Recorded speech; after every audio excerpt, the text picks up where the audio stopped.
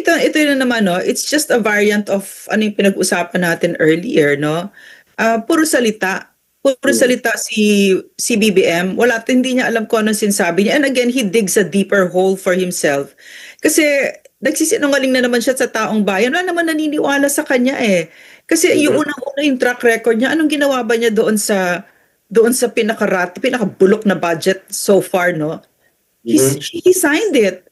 And what has he done so far? Wala naman eh. 'Di ba? So, he's saying the same na ginagsasalita na naman siya ngayon ng mga magagandang salita, pero dinuduraan na siya ng Pilipino. Wala nang naniniwala sa kanya. Pinagtatawanan na lang siya. Nagtataka nga ako, wala ba nagmo-monitor sa social media nito para meron mang maghinay-hinay siya ng mga bullshit niya? Kasi such a bullshit machine, 'di ba, na parang iniinsulto na niya yung Pilipino. Hindi lang parang iniinsulto na niya tayo diyan sa kabalbalan na pinagsasabi niya. Pinakamalaking magnanakaw. Sa sermon-sermon ka ng ganyan, 'di ba? So, he's just digging a deeper hole. In other words, at the end of it all, it's really over. No, kahit na ano pang gawin mo, kahit na magluluhod ka dyan, di ba? Hindi tapos na eh. Talagang pinakita mo na sa Pilipino na sinungaling ka. Bawat 10 na sinabi mo, 20 kasinungalingan. Di ba? So, paano ka pa paniniwalaan ng Pilipino? And it's not just words, no? Alam na ng tao na wala kang kapasidad, sinisira mo ang Pilipinas. So all of these things that are coming out of his mouth, no, and the incapacity to control his cousin.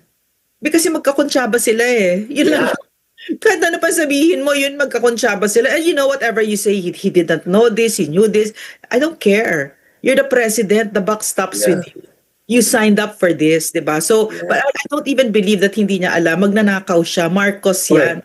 And he ran to be president para paramihin pa yung pera nila, yung pagnakaw nila sa Pilipino. If that's not even clear to you now, then mag-isip-isip kayo kasi kung naniniwala pa kayo dito, di ba? Kasi ang liwanag na it's really heartbreaking. You know, Eric, I think of everything that has come to pass.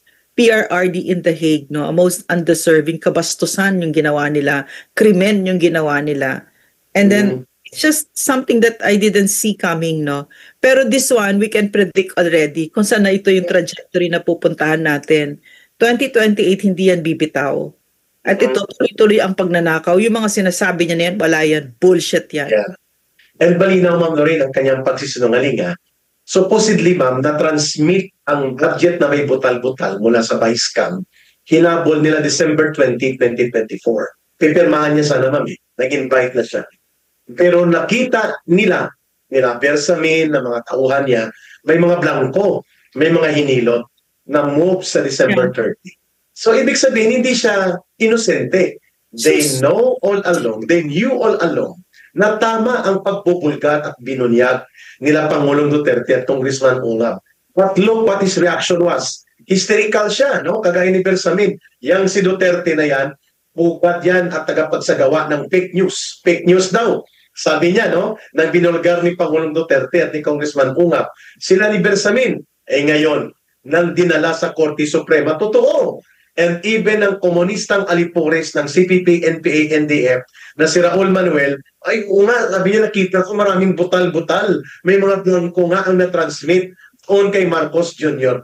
Kaya I agree to the point na pinapoint out ni Ma'am Lorraine, he cannot feign innocence. Hindi siya pwedeng magmaang-maangan, mag-inosentihan, sapagkat yung 10 days na yon, imbis na December 20, December 30 na move.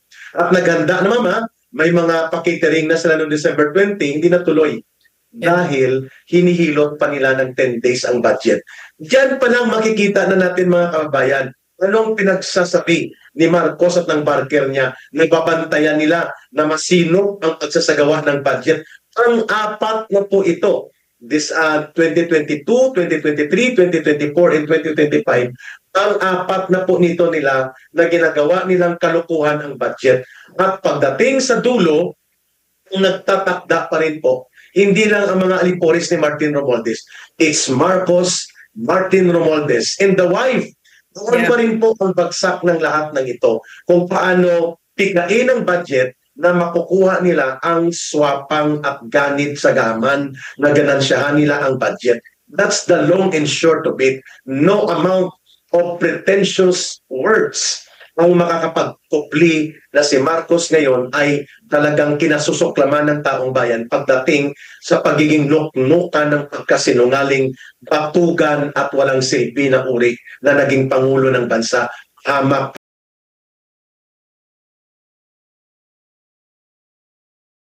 pa sa buong sambayan ng Pilipinas. Sa buhay natin bilang isang bansa, sa buhay natin bilang tao, no, marami naman talagang dadaang mga bastos, mga drug addict, alcoholic, bullshitters, di ba?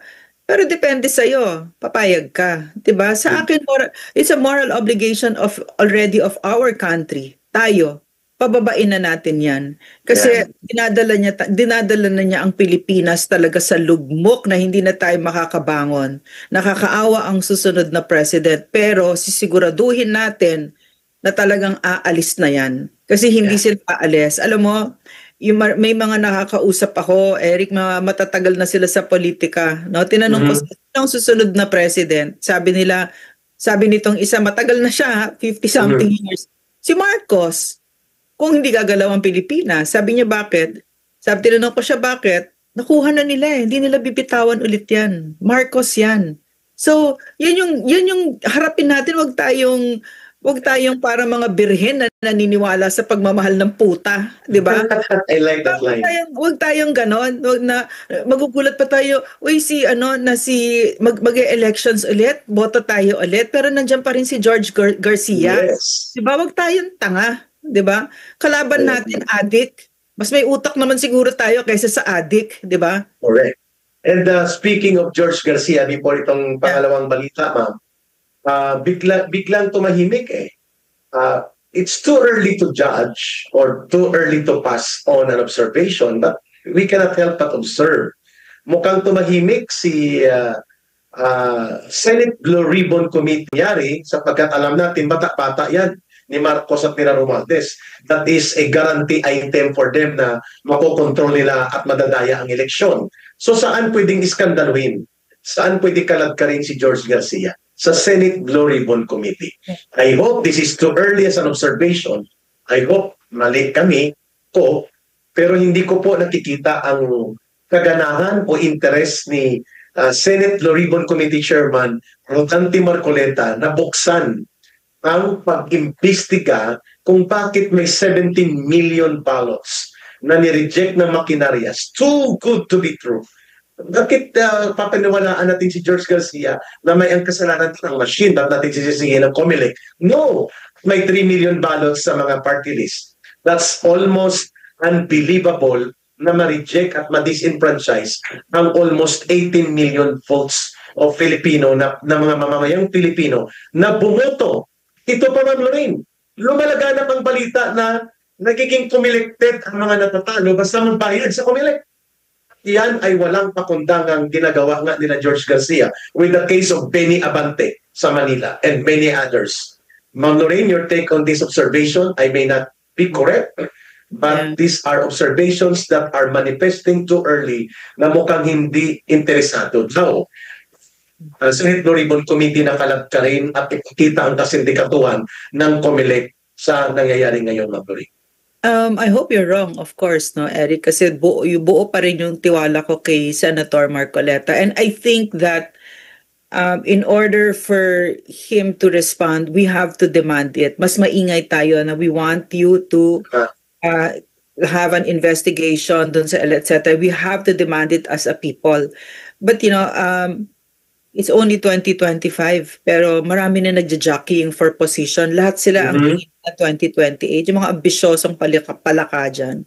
Maraming gustong mag-president, no? Maraming gustong mag-vice president. Baka matawa kayo pag sinabi ko mga pangalan.